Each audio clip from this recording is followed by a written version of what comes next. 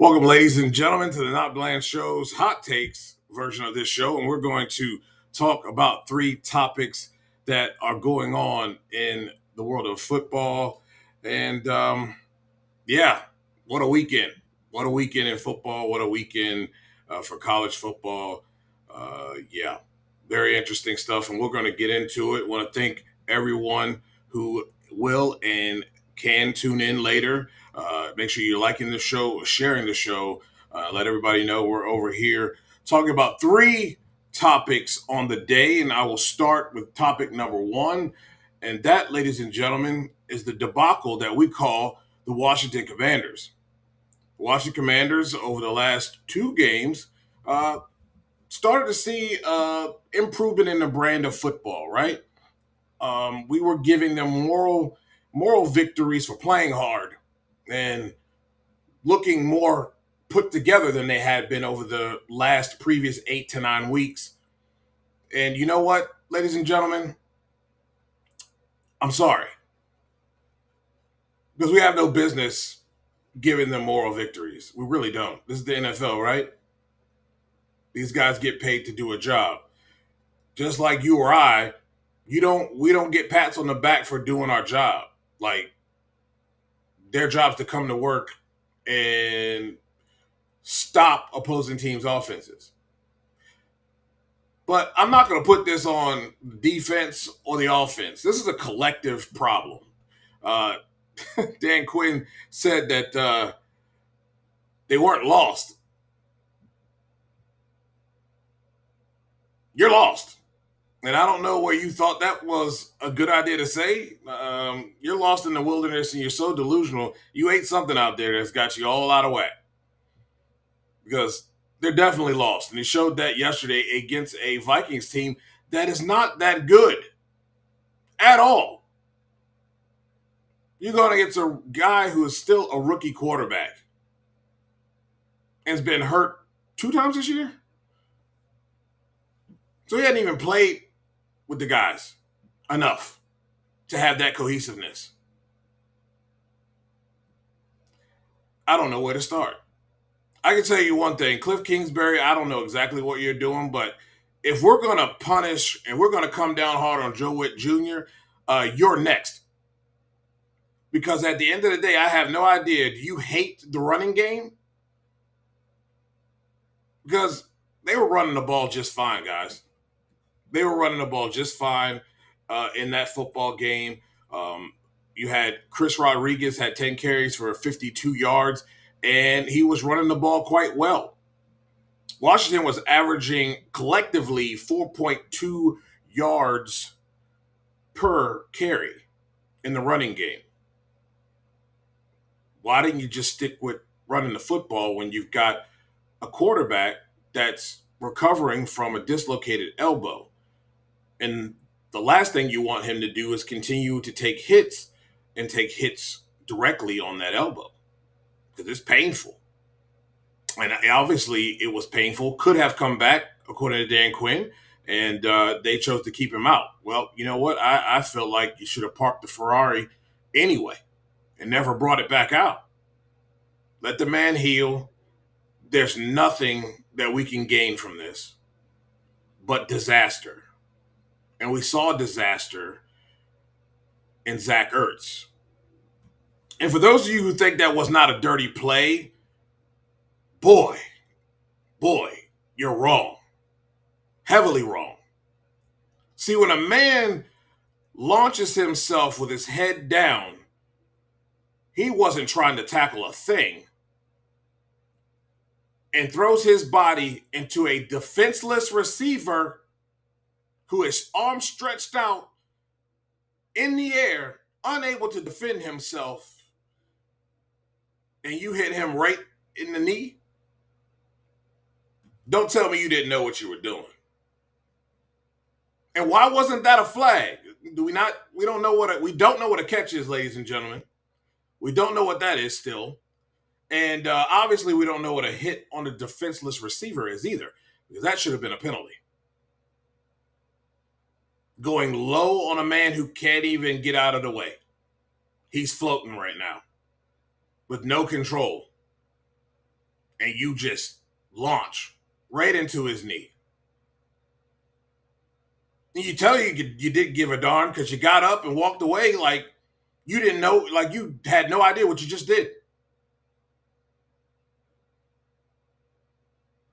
I can't co-sign on that, man. And once again, our referees do nothing about it because it's clear that in this league and in a lot of leagues, we got a lot of Foot Locker employees standing out there on the field with yellow flags when all they need to be really doing is selling shoes because they're sure as hell not NFL officials at all. But I don't know what Cliff is doing. And the lack of the running game is part of the problem. I mean, it's pretty easy for a defense knowing that you're going to pass most of the time, and it really wears on your offensive line, and they really gather no cohesiveness. This offensive line blocks better when the run game is prominent. Everything else comes to you when that run game is prominent, and they were moving the ball effectively. You get down inside the red zone on the first drive, and you effectively are running the ball down their throats into the red zone, and then you pass the ball. Huh? You don't go away from what got you there. And then you continue to go away from what got you there as if, look, man, yeah, you were down 14 to nothing early, but it wasn't out of hand. It was early in the quarter.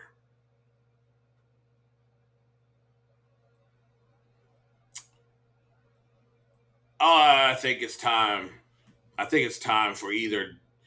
It's time. Dan can't intervene, and I know Lake Lewis. If you check out his post game on his Lake Lewis channel or any of his channels there, as far as social media goes, talked about Dan getting involved in vetoing certain calls, especially when you are looking at it. Everybody's looking at it. You fans, us media, looking at this thing, and they're running the football effectively. But he's involved with the defense. So do you give Brian Johnson more power to be able to?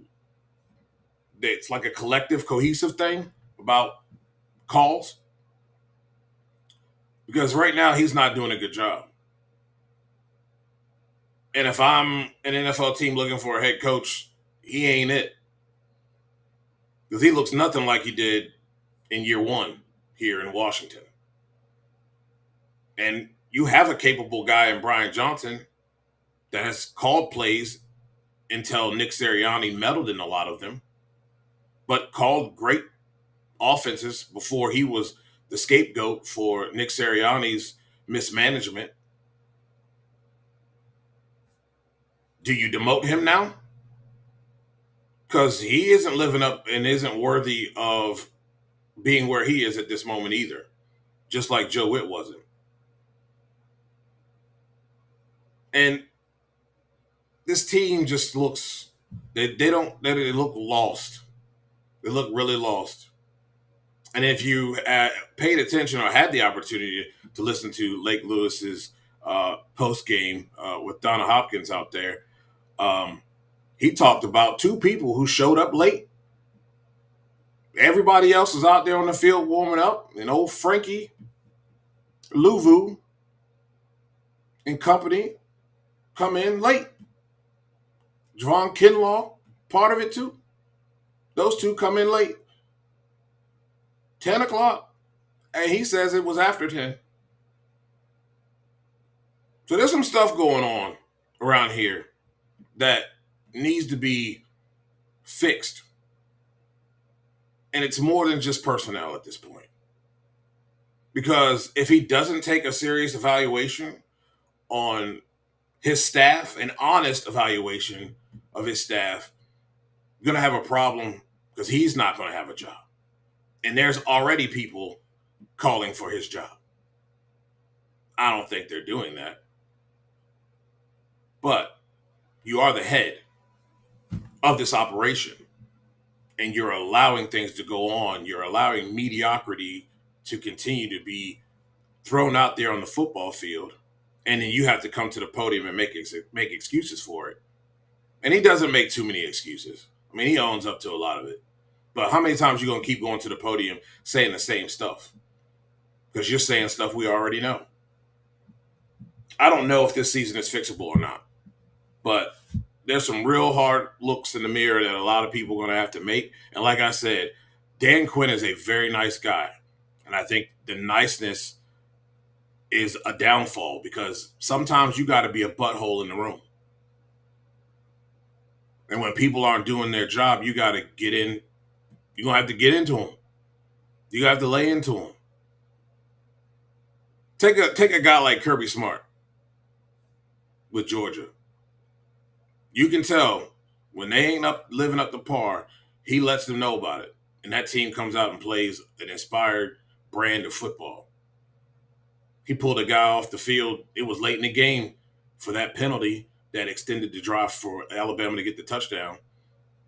Pulled him off the field and got into him. So I think there's got to be a balance of that.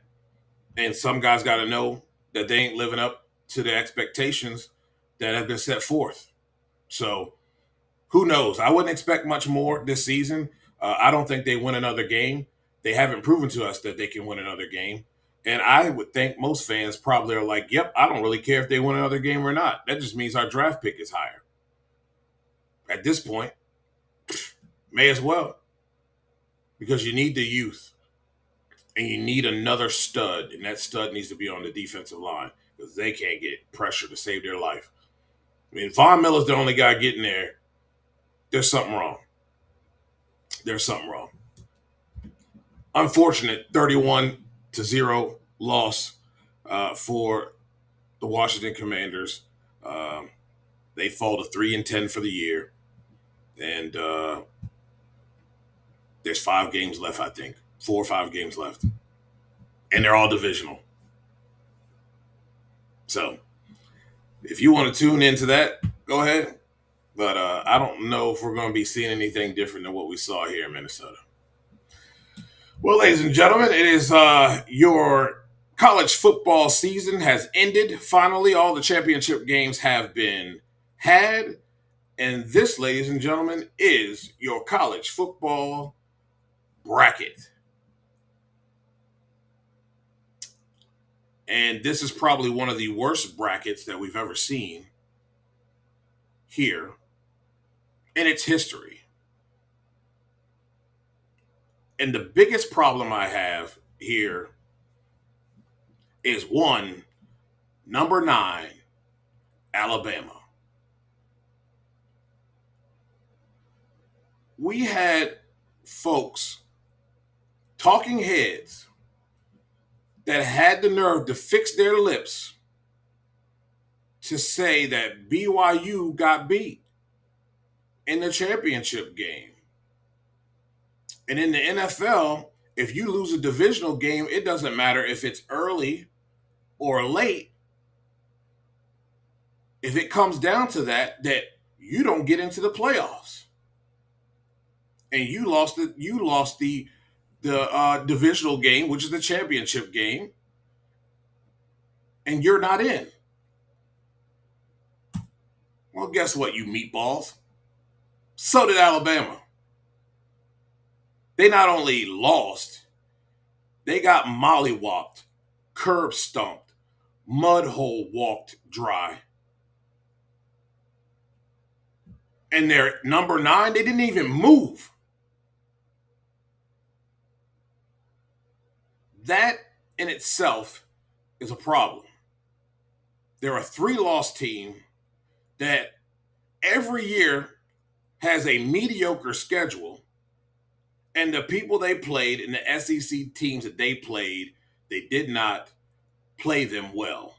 They were close games, and half of them weren't even ranked. You got beat by FSU in the beginning of the season. And on the back half of the season, you fell off. And some of those wins, you got lucky because the teams weren't good enough to play 4 quarters of football. And then you come into the SEC championship game, and I don't want to hear about, oh, they were missing 2 stars. Look, this is Alabama. I would say the same thing if people go and talk about Georgia missing 2 players. These organizations are deep, so that's no excuse. Those jabronis couldn't even run the football. They finished the game with negative rushing yards. A bad loss is an understatement for the loss that they took this past Saturday to Georgia. And yet they never even moved off of the 9 spot. Everybody has a problem with Tulane and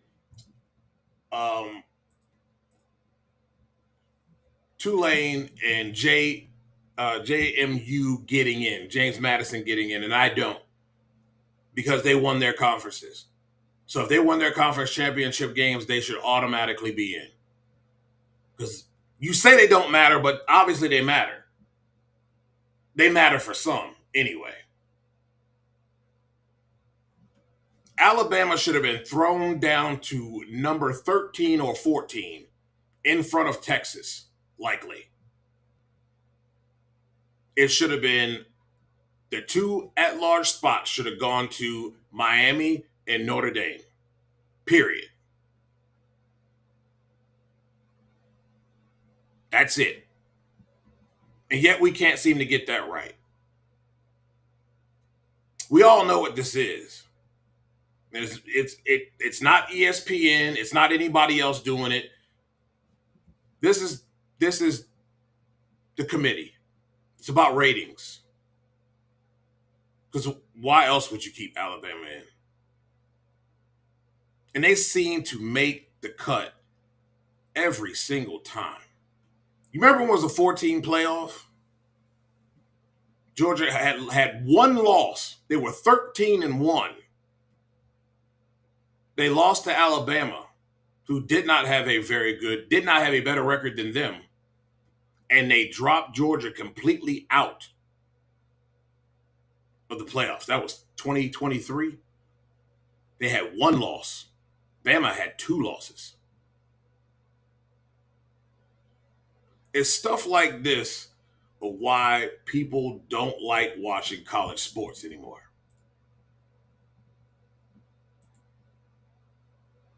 And don't tell me that, well, I like college sports because it ain't about the money. Oh, it's all about the money, and it's always been about the money. Just the kids weren't getting the money. These meatballs at the top were getting the money. And now that these kids are getting the money, people got a problem with it. Well, if the NCAA is going to make big dollars off of their backs, then why don't they get a little bit of it? I think there's some tightening up that could be done. And how fair is it that Oklahoma has to play the team that they beat? What sense does that make? This whole thing all around is an absolute joke. So don't talk to me about how great college sports is. Don't talk to me about the purist and it's all about the game. It's garbage. The committee's garbage. You got a bunch of people there on that committee that probably don't know the first thing about football well enough. They're fans at heart. And no disrespect to some of you fans, but like some of you. But this is a travesty. And they had the opportunity to make it right, and they couldn't do the right thing. And I have a problem with that. A big problem with that. And a lot of people do. But please, if you're a media member, I don't want you to if you fix your lips to make an excuse for why say why BYU is not in, and you don't say the same thing about Alabama, you're part of the problem. And to be honest with you, you probably shouldn't even be analyzing a thing, because that's an absolute bias. Play it down the middle. It's black and white here. Conference championships don't matter, but they matter. Because that's how JMU and Tulane got in. If it didn't matter, then you probably should have picked. It should have been Notre Dame. It should have been Vanderbilt. Uh, Utah had a great record. So do they matter or do they not matter? I don't know. I don't know. In the game of football, though, what is interesting to me, especially in the NFL, did anybody see the play uh, that it was? I think it was Isaiah Likely catches the pass. He takes two steps, and the guy kind of knocks the ball out of his hand. They called that a non-catch. What world are we living in? So I can stick the ball over the goal line and get it knocked out after the fact, and you call it a touchdown. But I can't catch it and have held it in my hand for more than a second, and that's not a touchdown. As soon as the ball breaks the plane, it's a touchdown.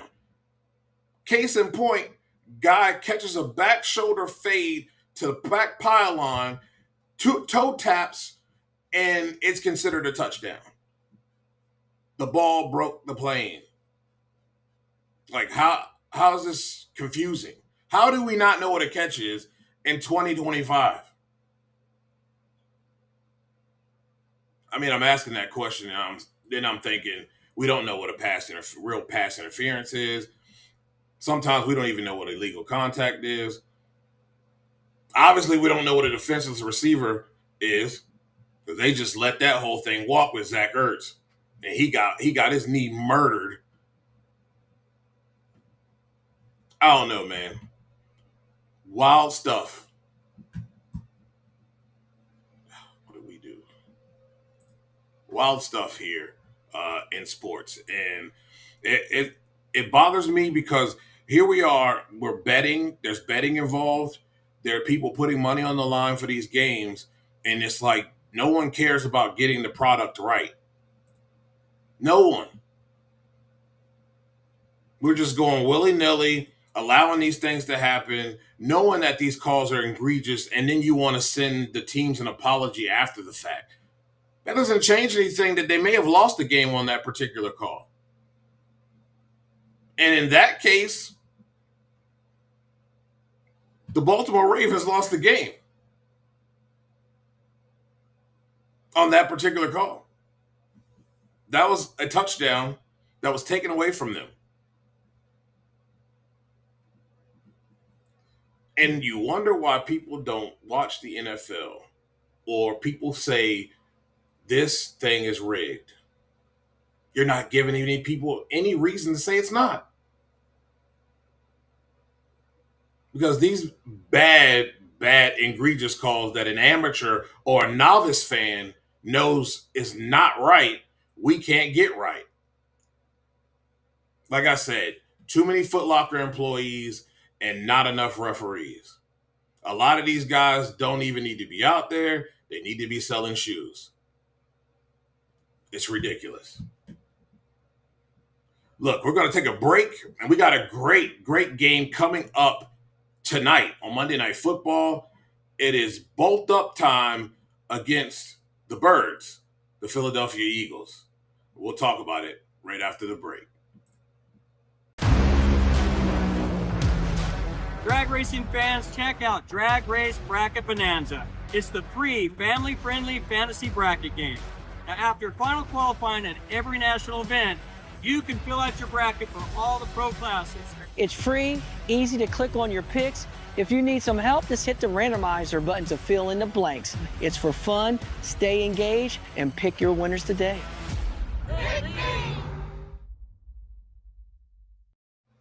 Sorry, Lee, I'm just seeing your comment, but he makes a good point. Let's see. We have to change the theme here so we can kind of see it a little better. He said the North Texas Tulane missed call on what should have been a touchback instead of a touchdown for Tulane was, it is. I don't understand what we're doing here. And my thing is, New York's, and speaking of the NFL, and really, it could be college football as well. These folks have people up there that are basically eagle eyes, and they're watching this, and you can't buzz down and say, "Hey, man, that was a touchback." According to me, I looked at it, we analyzed it. That's a touchback. You might reverse that call. Same thing in the NFL. New York can buzz in and make changes if they see something. They can buzz in and make sure see if a guy should be taken off the field. It's about getting the call right if you're going to make one. Piss poor pass interference calls should be able to be reversed. There's enough personnel in that stadium that's watching a lot of different things. And there's enough camera angles now that you can see if the right call was made or not. And these analysts that get on here that are former referees making excuses for the guys out there on the field, like, be honest. Don't get up there and you don't work for them anymore. You're an official and an analyst for CBS or Fox. You don't work for them anymore. Tell it like it is. It's ridiculous. He said, at this point, with instant communication and review, I am for a big office call down to get it right at the time, anytime. I agree. That's how it should be. There shouldn't be any reason why we have egregious calls not reversed when they're made. Because, okay, we do see human error, right? It happens. But a lot of these calls that are human error are really bad to the point that a novice fan knows that that was not the right call. They know that that wasn't holding. They know that that wasn't a pass interference. They know that that was a touchback, not a touchdown.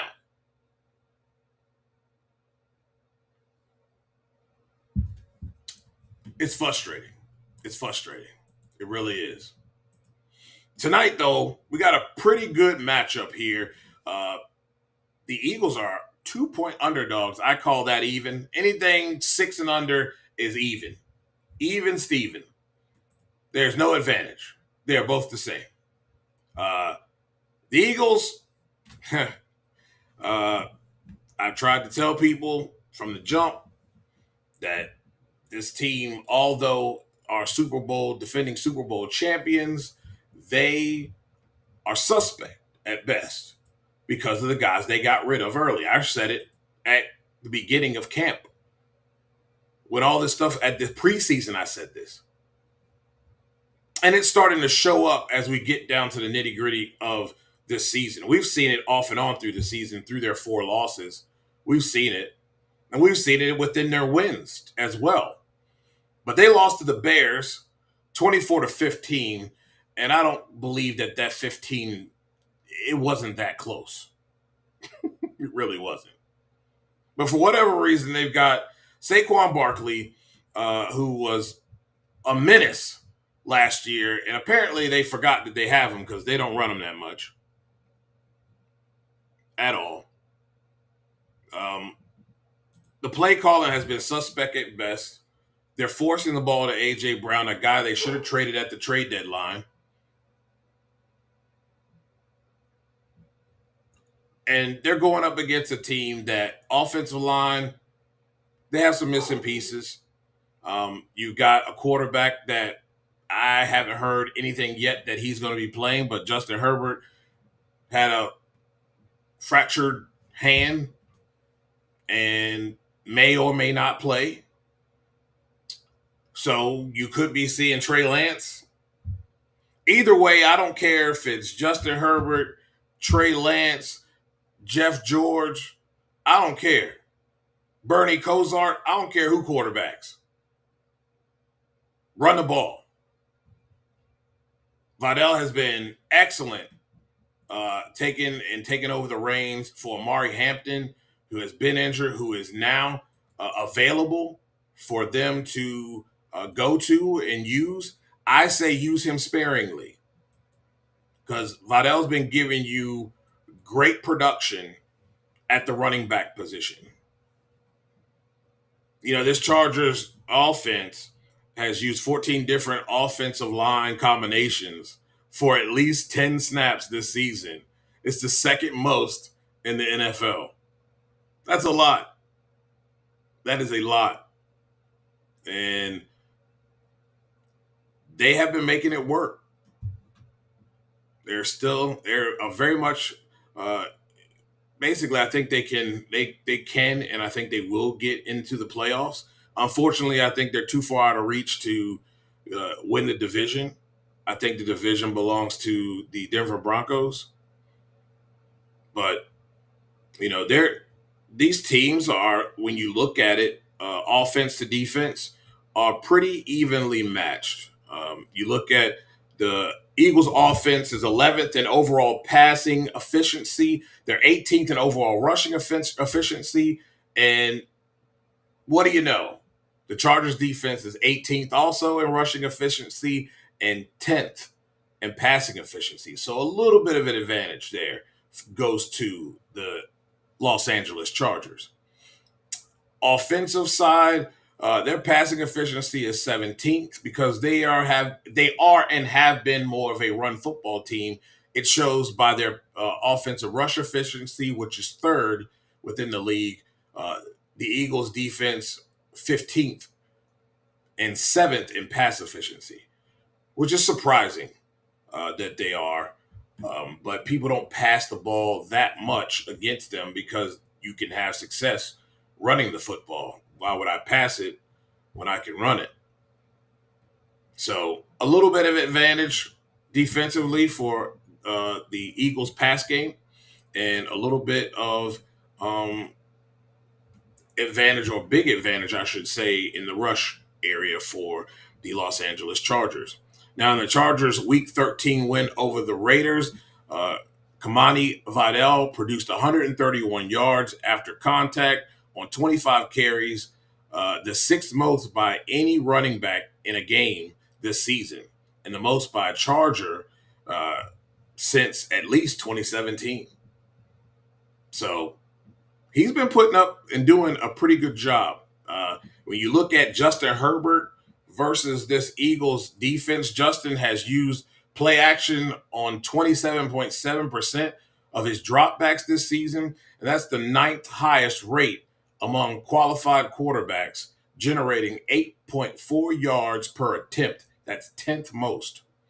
And the reason why this works so well and why that statistic is so high is because they run the football well. And what do a lot of teams like to do with off of their running game is play action down the field to Quentin Johnson, to Ladd McConkey. You generate those explosives because you have not only the front line focusing on your running game because you're having that success, but also your safeties are also got their eyes kind of keyed into the backfield as well. Because you usually have one or the other, the strong or the free, whichever is your best run guy in the box type of guy, you usually have him helping out in the run game. And that usually helps out because those guys get a little flat-footed when you go play action. And that either gives your tight end an opportunity to have a seam route over the middle, or it gives you a really good opportunity for an in-breaking route or a go route for an explosive play. Creates a lot of one-on-ones. Let's see here. Ford says there's something wrong with the chemistry on their team. Yeah, it is. It is. I think it starts with AJ. I think it starts with him. It's always been a little weird. And Lee says they lost to Dallas. They did. They really did. And that's what's so funny about that whole thing is, why is this doing this? Oh, there we go. This is why it's so funny to me about this football team. Sometimes they appear to be juggernauts. And other times they don't, and they lose the teams that they don't really have any business losing to. But you know something Dallas did that made it effective for them to be able to win that football game? It was running the football. And we already know when you can run the football well, and Dak does such a good job of extending plays. When you got Pickens and CD on the outside, it's a pitch and catch because those corners can't cover for more than 7 seconds. Not those type of receivers. Not when you got two of them to respect, and then you got to worry about, a little scat guy in turban being a problem for you in the slot, possibly. Their running backs were catching the ball pretty well out of the backfield too, but Pickens and CD, especially Pickens, has really come on this year and create a lot of problems. And I think this is the problem that the Eagles will have on the road with the Chargers if they can run the football effectively. Play action will be a big deal. And if they cannot stop the run, I think it's going to be a field day. Now, can the Chargers defense play well? And this Chargers defense, they are 3 full-time safeties currently on that roster. You've got Molden, you've got Jefferson and Mickens, and have been targeted at least 29 times in coverage this season, allowing 13 receptions, 154 yards, 1 touchdown, and 5 interceptions. So, pretty stout group back there. That means there's not too many times that you're going to get an explosive play. It's probably not too many times you're going to get a 50-50 ball. Let's not forget about Derwin James, right? Derwin James is one of just 3 defenders in the NFL, along with Kyle Hamilton and my man Jeremy Chin, who have aligned on the line of scrimmage 90 snaps, basically playing linebacker. He was at linebacker, basically 170 snaps. At nickel, 241 snaps. At safety, 92 snaps. For at least 90 snaps apiece. He is dangerous. He is like your Brian Dawkins, the Wolverine. If you come across the middle, expect to get hit. If you come into his side, expect to get hit. And they do a really good job of punching the football out. So, really, I think, Devontae Smith hasn't been bad, but hasn't caught that many balls. He's been targeted 40 times. He's only caught it 25 times. He's got 154 yards and 2 touchdowns when aligned out at wide receiver this season. Generating, and that's wide, like number 2, number 1, not your slot guy. 12.6 yards per target. He's the second most in the NFL. But like I said, you got 40 targets and you only catch 25. It's a little over half, I guess. A little over half. But I think the guy you got to really watch out is just A.J. Brown. You can't allow him to get the 50-50 balls. And you can't allow him to basically manhandle, because he will manhandle your guy. And when it comes down to Jalen Hurts, it seems like he hadn't been really pulling the trigger on the run because he's good at it. He seems to Houdini himself out of a lot of things, but hasn't really pulled that trigger as often as we would have liked or we would like to see to extend some of these drives. So he's always a threat to break out of the pocket, but hasn't been that dangerous as far as the passing game goes. Running straight line, yes. If you flush him, not necessarily have been that lethal. And to talk about Saquon Barkley, you got 28, only 28 of Saquon Barkley's 198 yards have gone for first downs in 2025. This is the fewest first rush rushes of any player with 150 carries this season. Because they're not really feeding him the football. If he gets a first down, it's because he probably broke one. Because when they get in 3rd and 2, 3rd and 3, 3rd and 1, sometimes 3rd and 4, they're going to tush push you. So, and they haven't been really feeding him the football. They've been passing it. That's what they have been trying to do. That's why they're 11th in pass efficiency and 18th in rush efficiency. So who do I got in this football game? I'm going to go with the Los Angeles Chargers, and I don't really give a crap who's that quarterback. I think if they can run the football effectively, you use Amari Hampton sparingly, but get him involved in the running game. And with that running game, you can now play action to different weapons you have. Keenan Allen, didn't even mention him, but Keenan Allen, Lad McConkey. You got Gatson the second, Quentin Johnson. You can get the ball out to those guys. They can make things happen, and they have been throughout the season.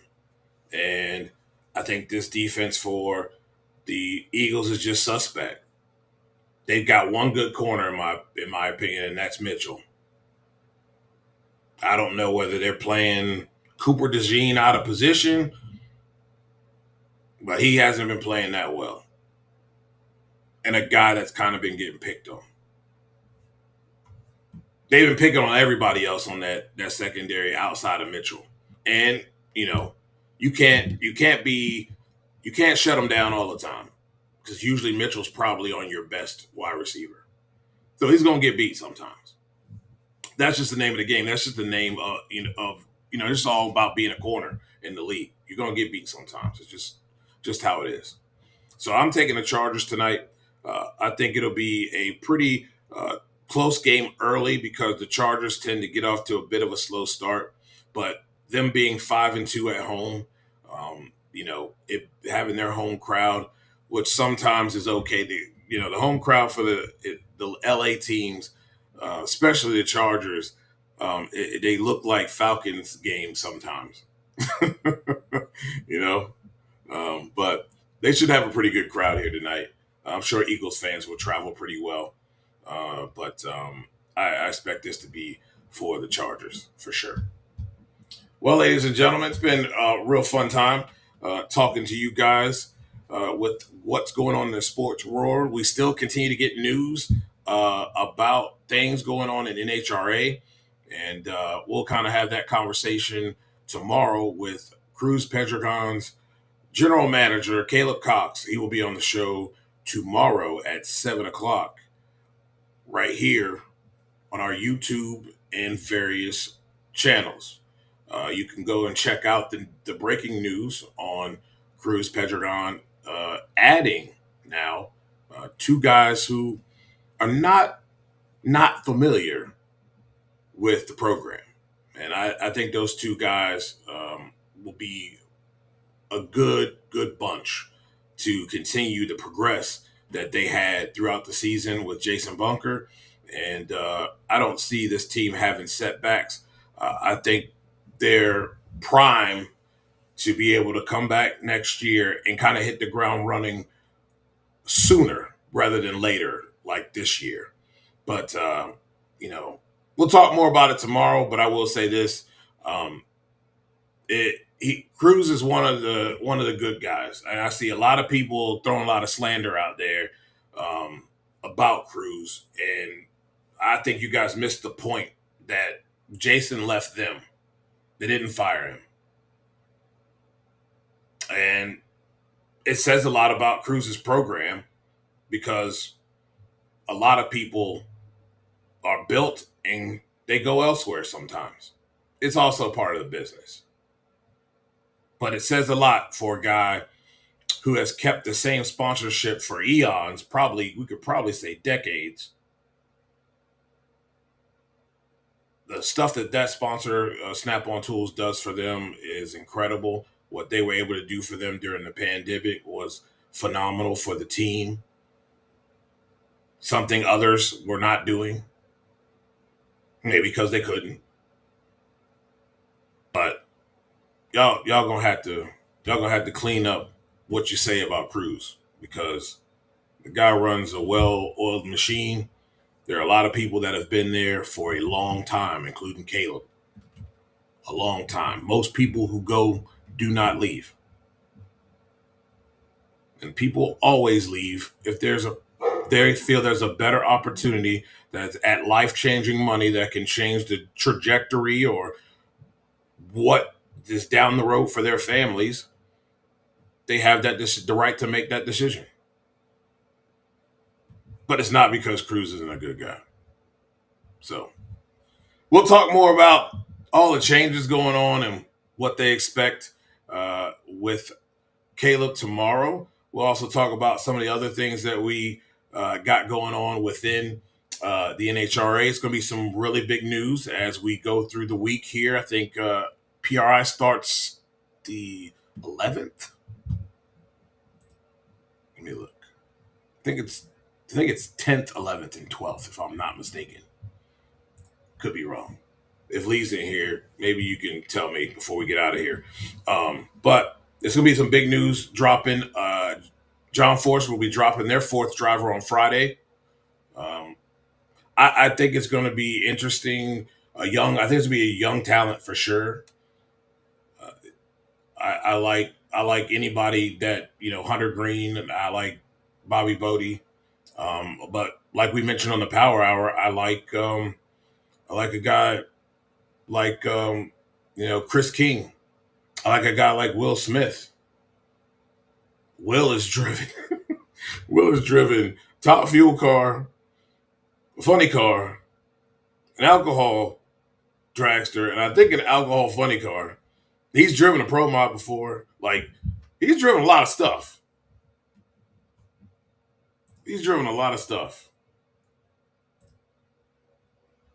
Monday Morning Racer says the 11th, Thursday, Friday, Saturday. So it should be some big news dropping this weekend. And stay locked in to the Monday Morning Racer. They will be having a lot of things that they will be showing of PRI. You can stay locked into Competition Plus as well. But they will be having a lot of news coming out of there. And Monday Morning Racer will definitely be having some stuff. Make sure you're locked in to Monday Morning Racer on all platforms. That's YouTube, that's Facebook, Twitter, wherever you get your stuff from, get locked in. So it should be fun. It's going to be a wild end of the season end of the season and kind of off season for us for the NHRA. I'm looking forward to all of the new. It's going to be great. I've seen it a lot of times. NHRA silly season was better than free agency frenzy this year. Way better by a long shot. Well, ladies and gentlemen, thank you so much for tuning in to this Hot Takes edition of the Not Bland Show. I want to thank everybody who supports this show. Our affiliate, VTRN Sports, powered by ESPN, right there in Lynchburg, Virginia. You can find all of the audio versions of this show right there on their website, and all of our other podcasts for Sports Journey on there. After Further Review with Connor Forrest, you can find the Bob Matthews Show right there on VTRN Sports website. We want to thank them for all that they do for us. Well, ladies and gentlemen, thank you for all you do for me. For those of you who have watched live, appreciate you commenting and participating. And also those who listen or watch this late. Thank you so much for all that you do for me and this show. Well, I'll see you guys tomorrow with Caleb Cox, general manager of Cruz Pedregon Racing. Until then, you guys have a good night. Enjoy Monday Night Football.